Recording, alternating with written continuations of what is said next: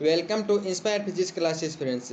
आज की इस वीडियो में हम देखेंगे फिजिक्स का प्रैक्टिस सेट नंबर 3। दोस्तों, इससे पहले हमने 2 प्रैक्टिस सेट अपलोड कर दिए हैं, तो आप उन वीडियो को भी ज़रूर देख लें, क्योंकि उनमें भी मैंने बहुत अच्छे अच्छे क्वेश्चन को करवाए हैं। दोस्तों, ये जो मैं क्वेश्चन करवा रहा हूँ, ये आपकी एयरफोर्स और नेवी की एग्ज़ाम की दृष्टि से बहुत ही इंपॉर्टेंट है, क्योंकि उसी लेवल के क्वेश्चन मैं आपको हमारे प्रैक्टिस सेट में करवा रहा हूँ।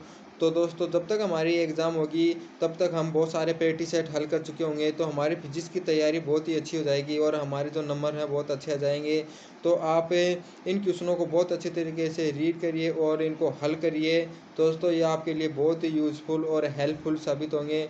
तो देखते हैं आज के इन क्वेश्चनों को। यदि आप इनकी PDF प्राप्त करना चाहते हैं, तो हमारे Telegram group inspire physics classes को ज्वाइन कर सकते हैं और उसके अंदर आपको इसकी PDF मिल जाएगी। दोस्तों, यदि आपको उसकी लिंक से ज्वाइन होना चाहते हो, तो इसकी लिंक आपको डिस्क्रिप्शन बॉक्स में मिल जाएगी, तो आप उसे लिंक हो सकते हैं। और दोस्तों, देखते हैं आज के हमारे इस वीडियो को और इन क्वेश्चनों को। पहला क्वेश्चन है, एक पिंड त्वरण ए से एक वर्तीय पथ में गति कर रहा है। यदि उसका वेग दुगुना कर दिया जाए तो वेग बदलने के बाद तथा वेग बदलने से पहले पिंड के त्वरण का अनुपात होगा। देखिए दोस्तों, यहाँ पर हमें कहा गया है कि कोई पिंड है, वो किसी वर्तीय पथ पे गति कर रहा है। उसके वेग को दुगना कर दिया जाए, यानी इसका जो वेग है उसको दुगना कर दिया गया है। तो इसके वेग के दुगने करने के बाद यानी A2 और उसे दुगने करने के पहले यानी A1, इनका अनुपात में पूछा गया है। और हम जानते हैं कि जो वर्तीय गति के अंदर जो त्वरण होता है उसका फॉर्मूला होता है V² अपॉन आर। यानी जो ए होता है ये V² के समानुपाती होता है, V² के। तो हमारा A1/A2 का जो मान निकल कर के आएगा, जो अनुपात निकल के आएगा, वो होगा V1² और यहाँ पर हमें दिया हुआ है जो V1 का मान है वो तो V है, और V2 का मान यानी उसको दुगना कर दिया गया है, तो ये हो जाएगा हमारा 2V। सॉरी दोस्तों, यहाँ पर हमें A2/A1 का यानी कि बाद में और पहले का वेग वो त्वरण का अनुपात निकालना है, तो ये जाएगा V2/V1। तो V2 का मान यहाँ पर अपन रखेंगे यहाँ से 2V, तो यहाँ पर हो जाएगा 4V², क्योंकि इसका स्क्वायर होने के बाद 2 का 4 हो जाएगा। और नीचे V1 का मान V रखेंगे तो ये हमारा जाएगा V²। V से V निकल जाएगा, यहाँ से हमारा बचेगा ओनली 4। तो A2 और A1 का जो अनुपात हमारा निकल कर के आएगा वो आएगा हमारा 4:1। तो इस क्वेश्चन का राइट आंसर हो जाएगा ऑप्शन नंबर डी, 4:1। अगला क्वेश्चन है, एक उपग्रह में घूमने वाले अंतरिक्ष यात्री की भारहीनता की स्थिति है।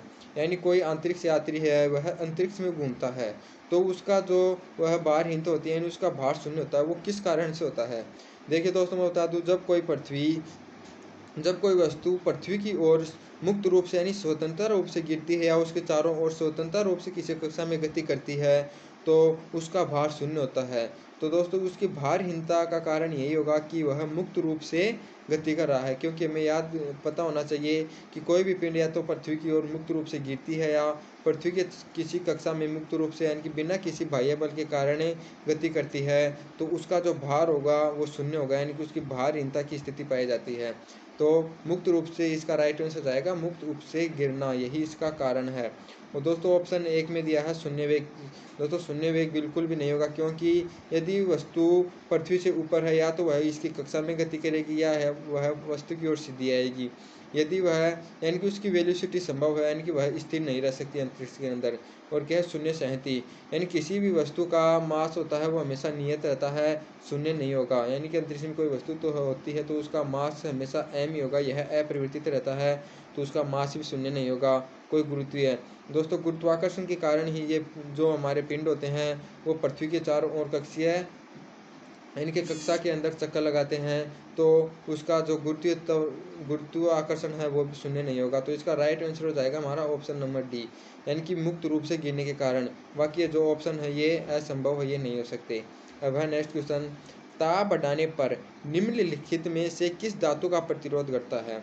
देखिए दोस्तों, ताप बढ़ाने पर यानी कि धातु का प्रतिरोध घटता कौन सी धातु हमें बतानी है, तो मैं आपको बता दूं कि जो हमारी जो चालक धातु होती हैं, चालक धातु यानी जो ऊष्मा का चालन करती हैं, उन धातुओं में यदि ताप को बढ़ाया जाता है तो उनका प्रतिरोध का मान बढ़ जाता है, यानी कि उसकी चालकता कम होती है।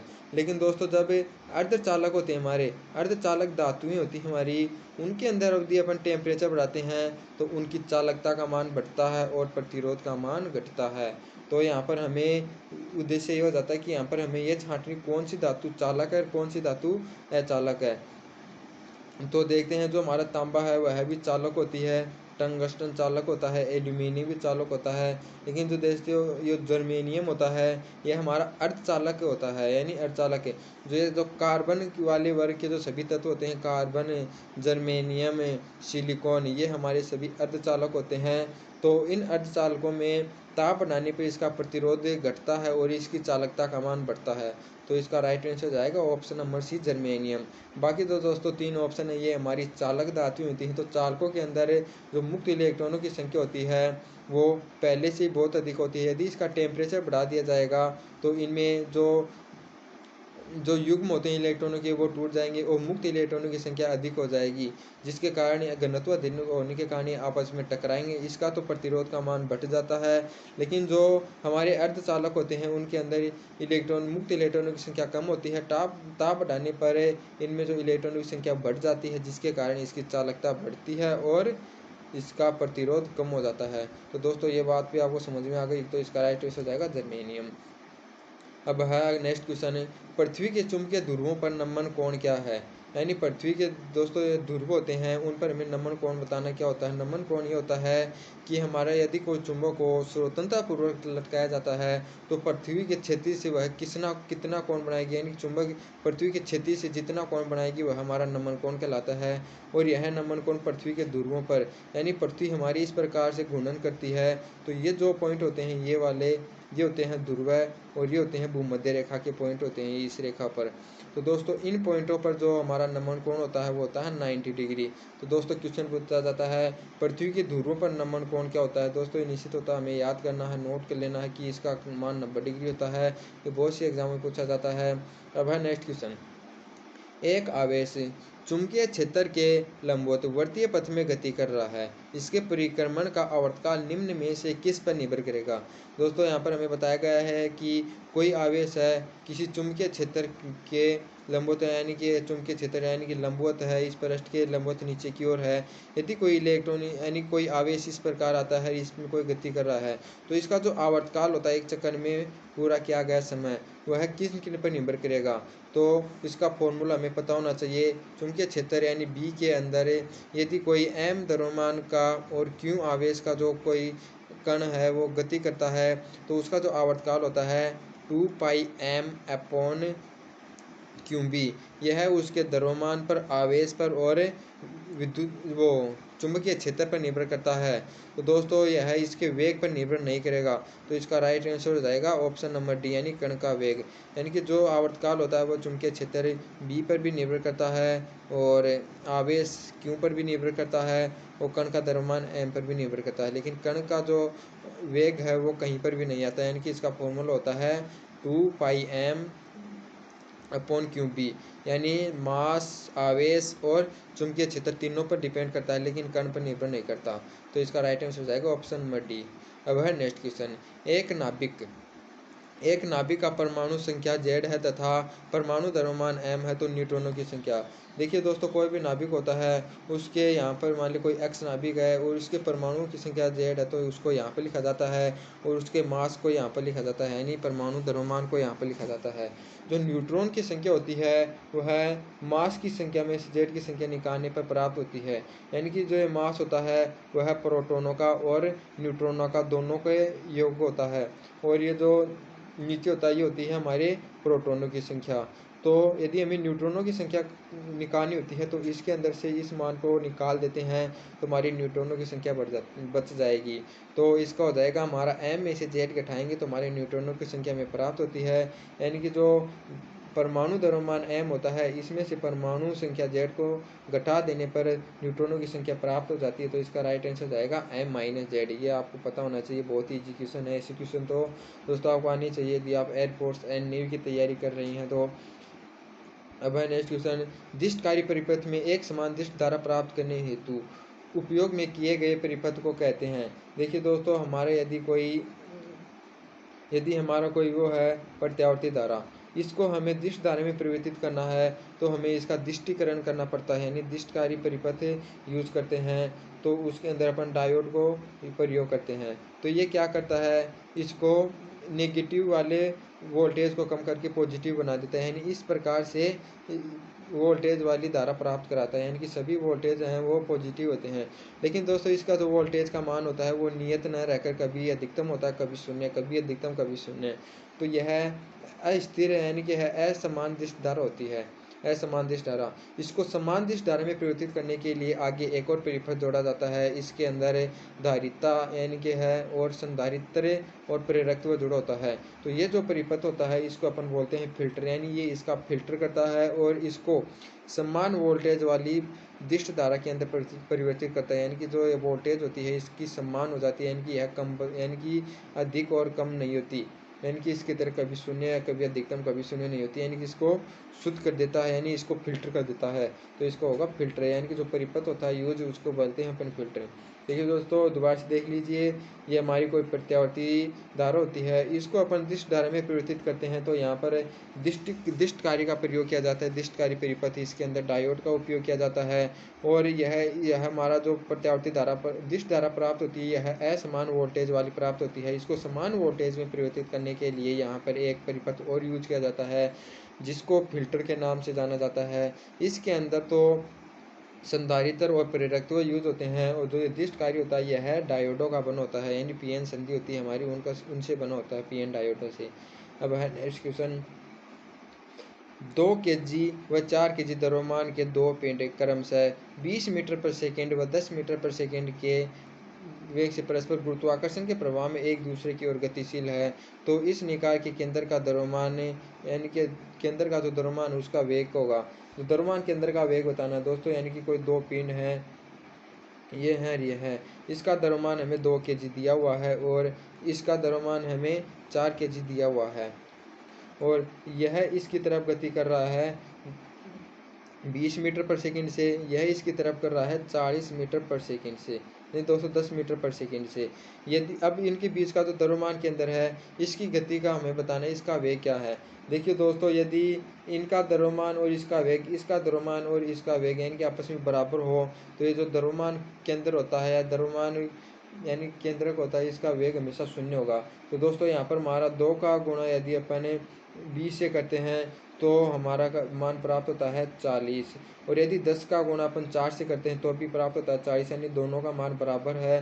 तो हम कह सकते हैं कि दोस्तों जो द्रव्यमान के अंदर है इसका जो वेग होगा वो होगा शून्य।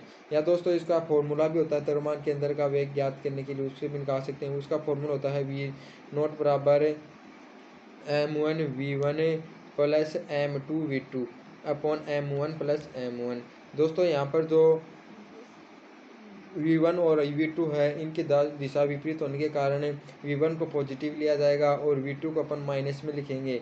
और यदि इनका मान भी 40 होगा, इसका मान भी 40 होगा, लेकिन इसकी भी दिशा विपरीत होने के कारण इसका माइनस हो जाएगा। तो 40 में से अपन 40 घटाएंगे तो हमारा मान शून्य प्राप्त होगा, यानी कि जो द्रव्यमान के अंदर का वेग होता है वो हमें शून्य प्राप्त होता है। तो आप इस फॉर्मूले से भी निकाल सकते हैं। तो इसका आंसर हो जाएगा D यानी शून्य। अब है नेक्स्ट क्वेश्चन, 8 त्रिज्या वाले ठोस गोले को एक निश्चित कक्ष के यानी निश्चित अक्ष के सापेक्ष घूर्णन त्रिज्या r है।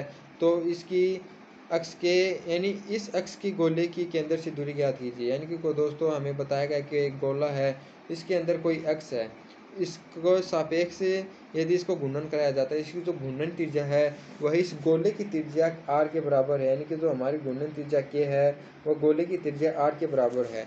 तो दोस्तों हमें इसके केंद्र से जो दूरी है इस अक्ष की वो निकालनी है। मान लो इसकी दूरी अक्ष d है तो हमें d निकालनी है इस अक्ष से दूरी। तो दोस्तों हम मानते हैं कि मान लो ये कोई केंद्र है, यानी कोई अक्ष है जो इसके केंद्र से गुजरता है। तो यहाँ पर हम समांतर परमेयों की दो जड़त्व आघूर्ण की समांतर परमेय है वो लगाते हैं, तो हम प्राप्त करते हैं, मानो इसके सापेक्ष जो जड़त्व आघूर्ण होता है गोले का वो होता है, ठोस गोला है इसलिए होगा 2/5 mr²। अब समांतर प्रमेय लगाएंगे तो इसके अंदर अपन md² जोड़ देंगे और ये हमारा किसके बराबर हो जाएगा, इसके कारण जड़त्व आघूर्ण के कारण। तो इस अक्ष के कारण जड़त्व आघूर्ण कितना हो जाएगा, m² दोस्तों यहाँ पर इसका जो घूर्णन त्रिज्या k है उसका मान r है, तो हम इसको mr² लिख सकते हैं। दोस्तों आपको जड़त्व आघूर्ण की जो समांतर प्रमेय वो पता होगा कि यानी कि किसी भी अक्ष के सापेक्ष यानी कि केंद्र से गुजरने वाले अक्ष के समांतर कोई अन्य अक्ष है उसके सापेक्ष जड़त्व आघूर्ण निकालते हैं, तो हमारा जो केंद्र से गुजरने वाला जड़त्व आघूर्ण है उसके जड़त्व आघूर्ण के अंदर md² जोड़ते हैं। यहाँ पर m होता है इस पिंड का द्रव्यमान, d होता है इसके इन दोनों अक्षों के मध्य की दूरी, ये होती है हमारी समांतर प्रमेय। इसका प्रयोग करने पर हमें ये इक्वेशन प्राप्त करते हैं। इसको अपन सोल्व करते हैं तो m से m निकल जाएगा और हम d² प्राप्त करेंगे। क्या होगा हमारा d² प्राप्त करने के बाद यहाँ पर हम r² में से 2/5 होता है दोस्तों यहाँ पर, तो यहाँ पर 2/5 घटाएंगे तो 2/5 r² का ठोस गोले के लिए जो जड़त्व आघूर्ण होता है वो होता है 2/5 और इसके अंदर अपन समांतर प्रमेय के अनुसार md² जोड़ देंगे, ये होगा हमारा mr²। वैसे तो होता है ये m² लेकिन यहाँ पर जो इसकी घूर्णन त्रिज्या वो है इस गोले की त्रिज्या के बराबर है, तो k का मान r रख दिया है। एक इक्वेशन को सोल्व करेंगे तो हम प्राप्त करते हैं d² बराबर r² प्लस 2/5 r² माइनस होगा, तो सॉरी दोस्तों यहाँ पर यदि अपन d² का मान निकालेंगे यहाँ से तो यहाँ पर हमारा बचेगा 3/5 r², यानी कि d² बराबर होगा 3/5 r²। यदि d का मान निकालेंगे तो दोस्तों 3 का 5 से अपन पहले काट देते हैं तो हमारा बचेगा 0.4 r। अब ये स्क्वायर इधर जाएगा तो हमारा आंसर आ जाएगा 0.4 r का रूट, यानी कि ऑप्शन नंबर कौन सा है, सी वाला, यानी 0.4 r 0.4 का रूट इंटू आर, यही हमारा राइट आंसर हो जाएगा। तो दोस्तों आपको समझ में आ गया होगा, यदि न समझ में आ गया होगा तो न्यूमेरिकल है इसको दोबारा से देखिए क्योंकि ये बहुत ही इंपॉर्टेंट न्यूमेरिकल है। अब नेक्स्ट क्वेश्चन 10वां क्वेश्चन है, यानी कि which of the following statement is correct, यानी कि कौन सा कथन सत्य है, नीचे दी हुई है निम्न में कौन सा कथन सत्य है। In the case of adiabatic expansion, यानी जो हमारा रुद्धोष्म प्रसार होता है उसके अंदर कौन सा कथन सत्य है। तो दोस्तों जो रुद्धोष्म प्रसार होता है उसके अंदर हम जानते हैं कि जो ऊष्मा होती है ऊष्मा में परिवर्तन क्या होता है, 0। अब हमारा जो ऊष्मा का द्वितीय नियम, ऊष्मा का प्रथम नियम होता है ऊष्मा गति का नियम, ऊष्मा गति का प्रथम नियम होता है उसमें हम देखते हैं कि वह ऊर्जा संरक्षण का नियम होता है। उसमें हम देखते हैं कि जो किया गया कार्य होता है किया गया यानी कि जो ऊष्मा प्राप्त होती है यानी जो टोटल ऊष्मा में जो परिवर्तन होता है वो किए गए कार्य के और आंतरिक ऊर्जा में परिवर्तन के योग के बराबर होता है। लेकिन दोस्तों यहाँ पर हम देखते हैं कि जो ऊष्मा में परिवर्तन होता है वो शून्य है। तो इस इक्वेशन हम पाते हैं कि रुद्धोष्म प्रक्रम के अंदर जो आंतरिक ऊर्जा होती है वो किए गए कार्य के नेगेटिव के, क्योंकि ये टर्म 0 जाएगा इसको इधर लेकर के आएंगे W को तो माइनस का हो जाएगा और ये प्लस का बच जाएगा। तो हमारा संबंध निकल करके आता है du बराबर होता है -W, यानी कि जो आंतरिक ऊर्जा में परिवर्तन होता है वो किए गए कार्य के बराबर होता है लेकिन चिन्ह में विपरीत होता है यानी नेगेटिव होता है। तो हम कह सकते हैं कि जो आंतरिक ऊर्जा का मान होता है वो हमेशा इसके अंदर नेगेटिव प्राप्त होगा और किए गए कार्य के बराबर होता है लेकिन ऋणात्मक होगा। तो इसका राइट आंसर हो जाएगा ऑप्शन नंबर बी, क्योंकि रुद्धोष्म प्रक्रम के अंदर यानी डेल्टा क्यू का मान 0 होता है। डेल्टा क्यू का मान 0 होने के कारण जो ऊष्मा गतिकी का प्रथम नियम होता है उसकी इक्वेशन के अंदर इसका मान 0 रखेंगे तो हमारी इक्वेशन बन जाएगी 0 बराबर W प्लस डेल यू, और डेल यू बराबर हमारा निकल कर आएगा डेल यू बराबर निकल के रहेगा माइनस का W। तो हम कह सकते हैं कि जो आंतरिक ऊर्जा का मान होता है इसके अंदर नेगेटिव प्राप्त होता है। अब है नेक्स्ट क्वेश्चन, सरल आवर्त गति कर रहे कण का वेग माध्यम स्थिति पर होता है। दोस्तों यानी कि कोई कण है जो सरल आवर्ती गति कर रहा है तो माध्यम स्थिति पर इसका वेग बताना है। तो यानी कोई भी कण होता है जो सरल आवर्ती गति करता है, इस प्रकार की गति करता है, तो इसका वेग होता है चरम बिंदु पर वो होता है 0, लेकिन इसका माध्यम बिंदु पर इसका वेग अधिकतम होता है, क्योंकि जो इस प्रकार से गति करता है सरल आवर्त गति में माध्यम स्थिति पर वेग अधिकतम होता है। वेग अधिक के कारण यह ऊपर जाएगा, जाते जाते इसका वेग कम हो जाएगा, यहाँ पर 0, फिर से यह माध्यम स्थिति की तरफ बढ़ता जाएगा, इसका वेग बढ़ता जाएगा, फिर से यहाँ पर इसका वेग मैक्सिमम हो जाता है, लेकिन जड़त्व के कारण यह फिर आगे जाता है, फिर आगे होता जाता है, इसका वेग 0, यहाँ पर 0, फिर यहाँ पर मैक्सिमम। तो जो माध्यम स्थिति पर इसका वेग होता है वो मैक्सिमम होता है, चरम बिंदु पर इसका वेग होता है वो होता है 0। तो सरल आवर्ती गति के अंदर हमेशा याद रखना माध्यम स्थिति पर वेग हमेशा अधिकतम होता है और चरम बिंदु पर 0। तो राइट आंसर जाएगा ऑप्शन नंबर ए। अब है next question, 2 metre second square की एक कुंडली एक ऐसे चुंबकीय क्षेत्र में रखी है जो 2 सेकंड में 4 वेबर पर मीटर से परिवर्तित होकर 8 वेबर पर मीटर हो जाती है, तो कुंडली में प्रेरित विद्युत वाहक बल ज्ञात करो। देखिए दोस्तों, तो विद्युत वाहक बल ज्ञात करेंगे अपन, उसका जो फॉर्मूला होता है हम जानते हैं, वो होता है चुंबकीय फ्लक्स में परिवर्तन के यानी डी फाई डी टी, यानी ये इसके बराबर होता है। और यहाँ पर एन होता है फेरों की संख्या, लेकिन हमें यहीं पर यदि याद रखना क्योंकि एक ही फेरे हैं इसके अंदर, तो D phi upon D T होता है। और दोस्तों हम जानते हैं कि जो डी फाई का मान होता है वो होता है बी ए, यानी कि है यहाँ पर चुंबकीय क्षेत्र में परिवर्तन हो रहा है तो यहाँ पर डी बी इंटू ए लिख देंगे, यानी कि जो डी फाई होता है चुंबकीय फ्लक्स का मान होता है चुंबकीय क्षेत्र में परिवर्तन इंटू क्षेत्रफल। इसका मान इस इक्वेशन में लिखेंगे तो हमारी इक्वेशन प्राप्त होगी D B dot A upon D T.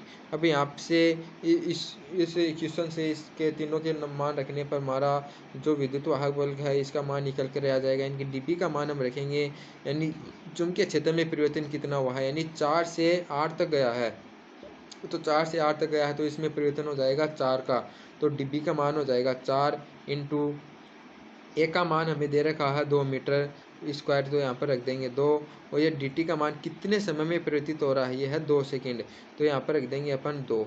तो दोस्तों यहाँ पर 2 रखने के कारण 2 से 2 निकल जाएगा और हमारा ये राइट आंसर बचेगा वो हो जाएगा 4। तो यानी कि जो प्रेरित विद्युत वाहक बल होगा वो होगा 4 वोल्ट।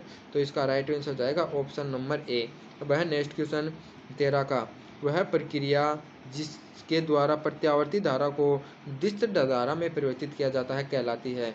यानी दोस्तों ऐसी प्रक्रिया यानी कि हमारी ये जो प्रत्यावर्ती धारा होती है इसको एक परिपथ के द्वारा यानी कि दिष्टकारी जो परिपथ होता है इसके द्वारा अपन इसको दिष्ट धारा में परिवर्तित करते हैं। लेकिन दोस्तों ये असमान दिष्ट धारा होती है, लेकिन ये दिष्ट धारा होती है जिसका वोल्टेज समान नहीं होता है।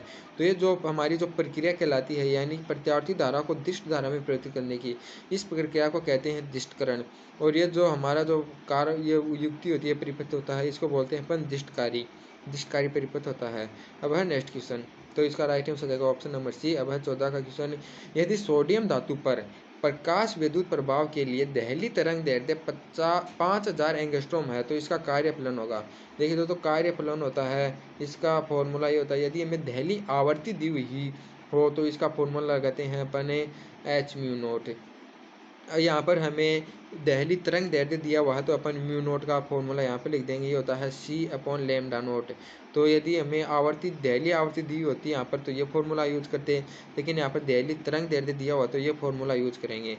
तो दोस्तों हम जानते हैं कि जो लेमडा एच का मान होता है वो होता है 6.67 इंटू 10⁻⁻34 और -34 होता है, और इंटू में हमारा हो जाएगा प्रकाश का वेग होता है 3 × 10⁸, यानी 3 × 10⁸।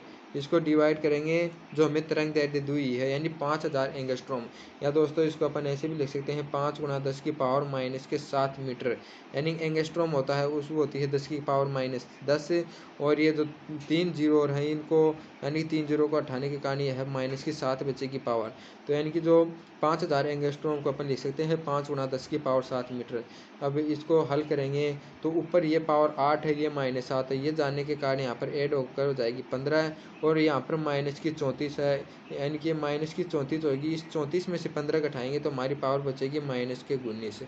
तो दोस्तों इनको हल करने पर तो 4 तो अवश्य आएगा क्योंकि ऑप्शन में वो दूसरा मान दिया हुआ नहीं है, वो इसमें अपन पावर को मैच कराते हैं तो पावर मैच होती है ऑप्शन नंबर 2 से। तो हमारा राइट आंसर हो जाएगा ऑप्शन नंबर 2, 4 × 10⁻−19, क्योंकि पावर ही निकालने पर हमारा उत्तर आ जाएगा यहाँ पर, क्योंकि जो एच का मान होता है उसके अंदर पावर होती है -34 और जो हमारा प्रकाश का वेग होता है उसके अंदर होती है 8 और जो हमारा तरंग दैर्ध्य दी हुई है उसकी पावर थी 7 -7। ये ऊपर जाकर इसमें डिवाइड ऐड होने के कारण ये 15 और 15 34 में घटाएंगे बचेगी -19 की पावर है ऑप्शन नंबर बी में, ये हो जाएगा राइट। अब है नेक्स्ट क्वेश्चन, रेडियो तरंगों को किस तरंग संचरण द्वारा एक स्थान से दूसरे स्थान तक भेज सकते हैं। देखिए दोस्तों यानी कि रेडियो तरंग है उसको एक स्थान से दूसरे स्थान तक भेजने के लिए किन विधि का प्रयोग किया जाता है। एक तो यदि एक स्थान से ओनली दूसरे स्थान तक ही भेजना हो तो हम इन तीनों विधियों का प्रयोग रेडियो तरंग है उनसे का एक स्थान से दूसरे स्थान तक भेजने में करते हैं। तो इसका राइट आंसर हो जाएगा ऑप्शन नंबर डी। लेकिन दोस्तों एक क्वेश्चन वो पूछा जाता है इनसे, वो क्वेश्चन इस प्रकार से पूछा जाता है कि यदि रेडियो तरंग को पृथ्वी के एक छोर से दूसरे यानी कि है एक चरम इस एक ओर से दूसरी ओर भेजना हो तो किस विधि का प्रयोग करेंगे। तो दोस्तों वहाँ पर होगा आंतरिक तरंग, क्योंकि ये हमारा जो आंतरिक तरंग में अपन क्या करते हैं कि इसको आयन मंडल होता है उससे प्रति यानी कि है परावर्तन करते हैं, परावर्तन के बाद यानी दूसरे छोर पर भेजा जाता है। यानी रेडियो जो तरंगें होती हैं वो आयन मंडल से परावर्तित होकर पृथ्वी के दूसरे छोर पर पहुँच जाती है। तो उसका राइट आंसर होगा अंतरिक्ष तरंग द्वारा, यानी कि अंतरिक्ष तरंग विधि होती है तरंग संचरण, उसके द्वारा एक छोर से दूसरे छोर पर भेजा जाता है। लेकिन यहाँ पर हमें ओनली एक स्थान से दूसरे स्थान तक, यानी कि कोई रेखा में भी हो सकता है कहीं पे भी हो सकता है, तो एक स्थान से दूसरे स्थान तक तो अपन तीनों विधियों द्वारा भेज सकते हैं। तो इस क्वेश्चन का राइट आंसर जाएगा ऑप्शन नंबर डी। यदि वो वाला क्वेश्चन हो तो उसका राइट आंसर जाएगा ऑप्शन नंबर सी वाला। अब है नेक्स्ट क्वेश्चन, दृश्य प्रकाश की तरंग दैर्ध्य प्रकाश क्या होती है, यानी जो दृश्य प्रकाश होती है उसकी तरंग दैर्ध्य प्रकाश। तो दृश्य प्रकाश होता है उसकी प्रकाश तरंग दैर्ध्य आपको याद करना चाहिए, यानी कि याद भी होगी, वो होती है 4000 एंगस्ट्रॉम से लेकर के 8000 एंगस्ट्रॉम तक होती है। दोस्तों ये कहीं पर भी 3800 एंगस्ट्रॉम से लिख करके 78 एंगस्ट्रॉम भी लिखी होती है, लेकिन लगभग इसको 4000 से 8000 माना जाता है।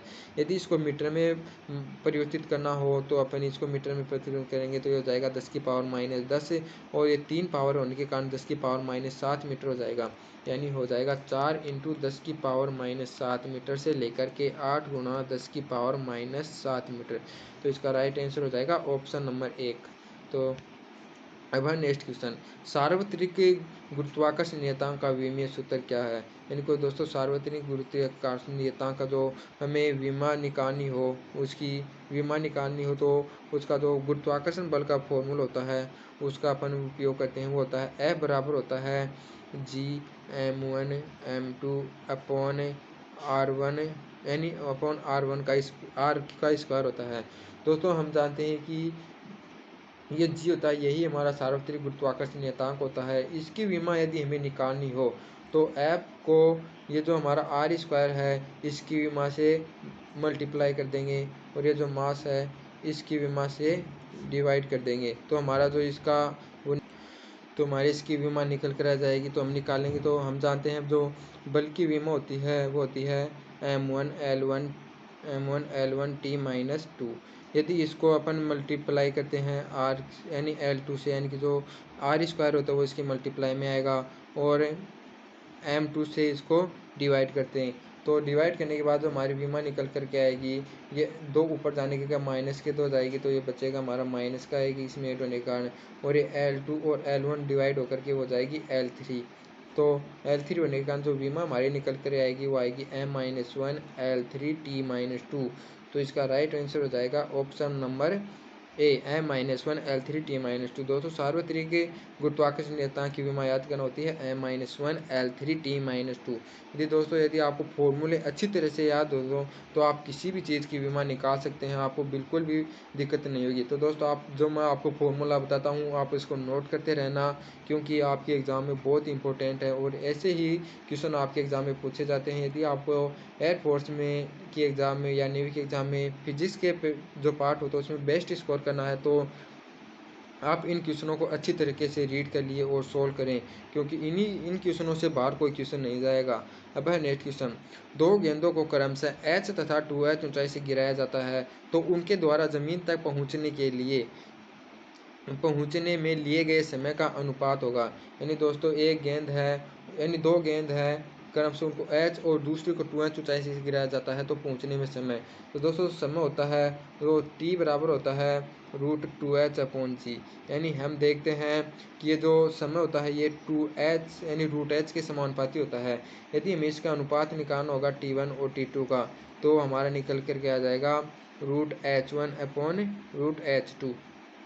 अब हमें H1 दिया हुआ है, वो हमारा H1 कितना है H, तो H1 का मान H रख देंगे और H2 का मान 2H और इसका रूट करेंगे तो H से H कट जाएगा, हमारा अनुपात निकल के रहेगा 1/√2 यानी 1/√2। तो इसका राइट आंसर हो जाएगा ऑप्शन नंबर बी, यानी कि इसका जो अनुपात निकल कर आएगा ये। दोस्तों याद रखना, जो यदि कोई भी वस्तु होती है वो ऊपर से नीचे h ऊंचाई की दूरी तय करती है, यानी पृथ्वी से h ऊंचाई से गिराया जाता है, तो पृथ्वी पर पहुंचने में जो समय लगेगा उसका फॉर्मूला होता है t बराबर होता है √2h/g। यदि दोस्तों यही समय यदि किसी वस्तु को h ऊंचाई तक फेंका जाता है तो ऊपर जाने में लगा समय भी यही होता है और वापस आने में लगा समय भी यही होता है। लेकिन वापस जाकर आने में लगा समय यानी टोटल समय पूछे तो इसको 2 से गुणा करते हैं, क्योंकि एक बार जाने में एक बार आने में। दोस्तों इसको याद रखना, ये बहुत ही इंपॉर्टेंट है, बहुत ही शॉर्ट क्वेश्चनों में उपयोग होता है इसका। अब है नेक्स्ट क्वेश्चन, जब एक स्प्रिंग को 2 सेंटीमीटर खींचा जाता है तो संचित ऊर्जा 100 जूल है, यदि उसे और 2 सेंटीमीटर खींची जाए तो कितनी जूल ऊर्जा यानी बढ़ानी पड़ेगी। तो दोस्तों हमें दिया हुआ है कि कोई स्प्रिंग है, इसको पहले अपन 2 सेंटीमीटर बढ़ाते हैं तो 100 जूल ऊर्जा उपयोग में हो जाती है, फिर इसको 2 सेंटीमीटर और बढ़ाते हैं तो कितनी और ऊर्जा की आवश्यकता होगी। तो दोस्तों अपन यदि 4 यानी कि अपन वो ऊर्जा निकालें जो हमें 4 सेंटीमीटर खींचने में लगती हो, तो उसमें यदि अपन 100 घटा देंगे तो इतना यानी कि है 2 सेंटीमीटर और बढ़ाने में जितनी जूल की आवश्यकता होगी वो हमारी प्राप्त हो जाएगी। तो पहले हमें के का मान निकालना पड़ेगा, क्योंकि यदि 4 सेंटीमीटर के लिए अपन जो ऊर्जा का मान निकालेंगे तो के का मान, और के का मान अपन इस इक्वेशन से निकालेंगे, क्योंकि हमें दिया हुआ है यदि पहले 2 सेंटीमीटर उसे खींचा जाता है तो ऊर्जा कितनी है 100।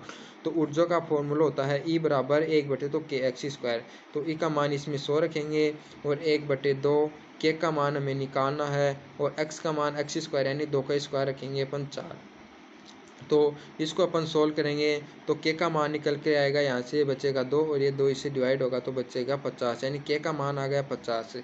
अब यदि स्प्रिंग को 4 सेंटीमीटर खींचा जाए तो ऊर्जा के मान कितना होगा, तो ई के बराबर हो जाएगा 1/2 के एक्स स्क्वायर, तो 1/2 के का मान होगा 50 और जो एक्स का मान हमारा हो जाएगा 4 का स्क्वायर 16। इसको इससे डिवाइड करेंगे तो बचेगा यहाँ पर 8, इनको मल्टीप्लाई करेंगे तो बचेगा हमारा 400। तो दोस्तों ये जो 400 है यही हमारा 4 सेंटीमीटर इसको खींचने में किया गया कार्य होगा, यानी कितनी ऊर्जा की हमें आवश्यकता होगी।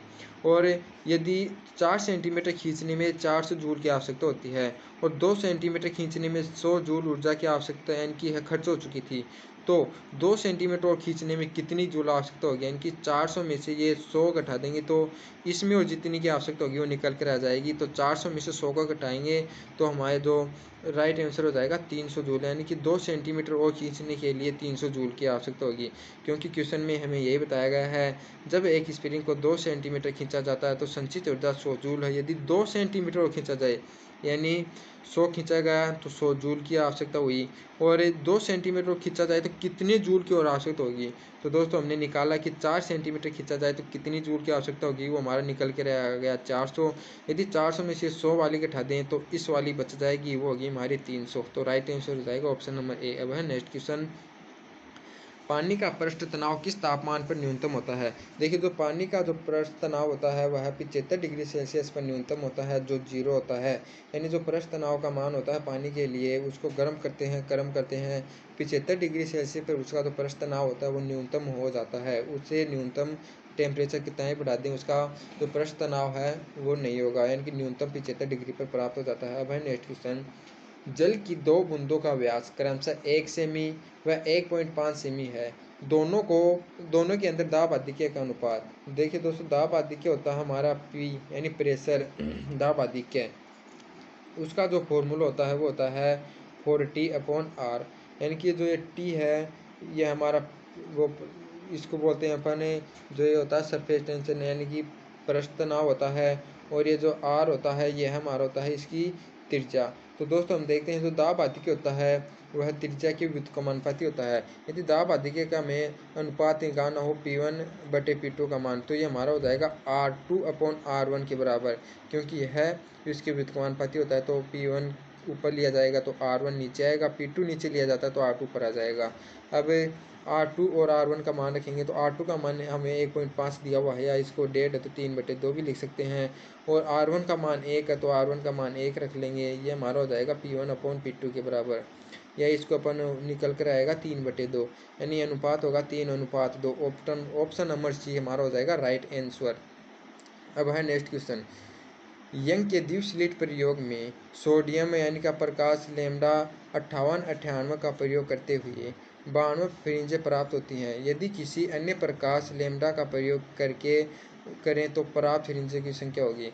देखिए तो फ्रिंजों की जो संख्या है वो निकालनी है कि कितनी फ्रिंजें प्राप्त होंगी यदि इस लैम्डे की जगह इस लैम्डे वाली वो प्रकाश का प्रयोग किया जाए। तो हम जानते हैं जो किसी यानी फ्रिंज होती है, अंतिम फ्रिंज का उस माध्यम में दूसरी दूरी होती है एक्स, या इसको फ्रिंज चौड़ाई भी कहते हैं, उसका जो फॉर्मूला होता है वो होता है हमारा एन फ्रिंज के लिए जो विस्थापन होगा एन लैम्डा D/D। यहाँ पर दोस्तों इसको यानी विस्थापन को भी समान रखा गया है, और डी को भी लैम्डा का मान चेंज करने पर जो फ्रिंजों की संख्या में कितना परिवर्तन होगा वो निकालना है। तो हम कह सकते हैं कि एन और लैम्डा का जो गुणन होगा वो नियत होगा, क्योंकि यह भी नियत है, यह भी नियत है, यह भी, इनको हटाने पर हम कह सकते हैं कि एन लैम्डा एक नियत राशि प्राप्त होगी। तो इससे अपन इक्वेशन निकाल सकते हैं कि N1 lambda 1 is equal to हो जाएगा N2 लैम्डा 2 के, क्योंकि यह नियत है तो इन दोनों का गुणा और इन दोनों का गुणा नियत होगा और आपस में बराबर होगा। तो यहाँ पर से हम N2 का मान निकालना है तो N1 लैम्डा 1 के को लैम्डा 2 से डिवाइड कर देंगे, यानी लैम्डा 2 इसके डिवाइड में आ जाएगा, तो हमारा N2 का मान निकल के रह जाएगा। और इसका मान रखते हैं तो N1 का मान रखेंगे अपन 92 और लैम्डा 1 का मान रखेंगे 5898 और लैम्डा 2 का मान रखेंगे 5461। तो हम इसको सोल्व करेंगे तो हमारा आंसर निकल कर के आएगा 99। तो राइट आंसर हो जाएगा ऑप्शन नंबर बी 99। तो दोस्तों याद रखना इसका फॉर्मूला ये होता है। अब है नेक्स्ट क्वेश्चन। दो समांतर प्लेटों के विभव क्रमशः 10 की पावर यानी -10 वोल्ट एवं प्लस के 30 वोल्ट हैं। यदि प्लेटों के बीच की दूरी 2 सेंटीमीटर हो तो प्लेटों के मध्य विद्युत क्षेत्र ज्ञात करें। यहाँ पर देखिए दोस्तों हमें ये दो प्लेटें हैं, इसका विभव -10 है, इसका विभव -30 है, ये दिया हुआ है, और इनके मध्य की दूरी 2 सेंटीमीटर दी हुई है। तो हमें इनका जो विद्युत क्षेत्र है वो निकालना है। हम जानते हैं जो विद्युत क्षेत्र होता है वो होता है VAB, यानी विभव में परिवर्तन अपॉन उनके मध्य की दूरी। यानी कोई दो बिंदु है, उनके विभव अलग अलग है, उनके मध्य विद्युत क्षेत्र निकालना है तो विभव के अंतर के अंदर इनके मध्य की दूरी का भाग दे देते हैं तो हमारा विद्युत क्षेत्र निकल कर आता है। तो यहाँ पर -10 है, ये 30, इन दोनों का अंतर अपन निकालेंगे, यानी 30 में से -10 घटाएंगे तो माइनस माइनस प्लस हो जाएगा, ये निकल कर आएगा हमारा 40 वोट। तो 40 वोट हो जाएगा VAB का मान। डी का मान हमें 2 सेंटीमीटर दिया हुआ है, सेंटीमीटर को मीटर में चेंज करेंगे तो 2 × 10 की पावर -2, इसको 2 से निकालेंगे तो हमारे बचेगा 20। ये पावर -2 है, ऊपर आकर के हो जाएगी प्लस की, तो यानी कि 2 जीरो लग जाएंगे, तो हमारा राइट आंसर होगा 2000। तो 2000 वोल्ट पर मीटर हो जाएगा राइट आंसर। अब है नेक्स्ट क्वेश्चन। किसी सूक्ष्मदर्शी में वस्तु को प्रतिबद्ध करने के लिए यदि लाल प्रकाश के स्थान पर नीले प्रकाश को प्रयुक्त किया जाए तो सूक्ष्मदर्शी की विभेदन क्षमता होगी। यदि दोस्तों यानी कोई सूक्ष्मदर्शी है उसकी लाल प्रकाश के लिए जो विभेदन क्षमता होगी वो नीले प्रकाश की विभेदन क्षमता होगी उसकी अपेक्षा कितनी होगी। तो दोस्तों अपन देखते हैं कि जो विभेदन क्षमता होती है सूक्ष्मदर्शी की उसका फॉर्मूला होता है D बराबर होता है दोस्तों ये विभेदन क्षमता होती है उसका फॉर्मूला होता है D/1.22 लैम्डा, यानी कि जो विभेदन क्षमता होती है वो लैम्डा की व्युत्क्रमानुपाती होती है, यानी जिस प्रकाश का लैम्डा अधिक होगा उसके लिए विभेदन क्षमता कम होगी, और जिस प्रकाश का जो लैम्डा का मान कम होगा उसके लिए विभेदन क्षमता अधिक होगी। तो जो लाल प्रकाश होता है उसके लिए लैम्डा का मान अधिक होता है, और जो नीला प्रकाश होता है उसके लिए लैम्डा का मान कम होता है। तो नीले का लैम्डा का मान कम होने के कारण इसकी विभेदन क्षमता बढ़ जाएगी। तो राइट आंसर होगा ऑप्शन नंबर बी। देखिए दोस्तों ये लाल प्रकाश है इसका तरंग दैर्ध्य वो अधिक होता है और नीले प्रकाश का कम होता है। तो तरंग दैर्ध्य कम होने के कारण हम जानते हैं जो विभेदन क्षमता इसकी व्युत्क्रमानुपाती होती है, तो यह कम होने के कारण विभेदन क्षमता का मान बढ़ जाएगा। तो राइट आंसर हो जाएगा ऑप्शन नंबर बी। अब है नेक्स्ट क्वेश्चन, द्विपरमाणु गैस हेतु गैस के दो विशिष्ट परमाणु का अनुपात Cp/Cv का मान होगा। देखिए दोस्तों, हमें द्विपरमाणु गैस दी हुई है, उसके लिए Cp/Cv का मान होता है 1.4। यदि हमें एक परमाणु दी हुई हो तो उसके लिए अनुपात होगा 1.66। यदि त्रिपरमाणु गैस दी हुई हो उसके लिए ये होगा 1.33। ये दोस्तों आपको नोट करना है। सबसे अधिक होता है एक परमाणु के लिए, उससे कम होता है द्विपरमाणु की गैस के लिए, और सबसे कम होता है त्रिपरमाणु के लिए। इसका जो मान निकाला जाता है वो इस प्रकार से निकाला जाता है कि Cp/Cv का मान निकाला जाता है 1/1/f, 1+1/f। यहाँ पर जो f होता है ये होती है स्वतंत्रता की कोटि होती है। ये दोस्तों जो ये गैस होती है हमारी एक परमाणुक, द्विपरमाणुक और त्रिपरमाणुक गैस, इनके लिए अलग अलग होती है, और इनका मान यहाँ पर रख कर अपन अलग अलग गैस के लिए जो Cp/Cv का मान है वो अपन निकाल सकते हैं। तो नोट कर लें कि एक परमाणु गैस के लिए इसका मान होता है 3, द्विपरमाणु गैस के लिए इसका मान होता है 5, और त्रिपरमाणु गैस के लिए इसका मान होता है 7। तो दोस्तों याद रखना, इनके तीनों का मान इसके अंदर इनपुट करेंगे तो एक परमाणु के लिए जो हमारी Cp/Cv का अनुपात निकल कर के आएगा वो होगा 1.66, और द्विपरमाणु के लिए निकल कर आएगा 1.4, और त्रिपरमाणु के लिए 1.33। ऐप का मान इसमें रखने पर दोस्तों इन बातों को नोट कर लें। और तो इस क्वेश्चन का राइट आंसर जाएगा ऑप्शन नंबर सी। दोस्तों इसी क्वेश्चन के साथ हमारा आज का वीडियो समाप्त होता है। ये क्वेश्चन आपको आज को कैसे लगे आप कमेंट में करके ज़रूर बताइए, और ये वीडियो आपको यदि अच्छी लगी हो तो इसको लाइक करें, सब्सक्राइब करें, और इसको बहुत ज़्यादा शेयर करें। और दोस्तों यदि आपको इसकी PDF चाहिए तो मैं एक बार फिर बता देता हूँ, हमारा टेलीग्राम ग्रुप है इंस्पायर फिजिक्स क्लासेज, आप उसमें ज्वाइन हो जाएं और आप इसकी PDF प्राप्त कर सकते हैं। तो दोस्तों मैं आपके लिए ऐसे ही बहुत सारे प्रैक्टिस लेकर के आऊँगा, तो आप इन सभी क्वेश्चनों की तैयारी बहुत अच्छे तरीके से कीजिएगा। जय हिंद दोस्तों।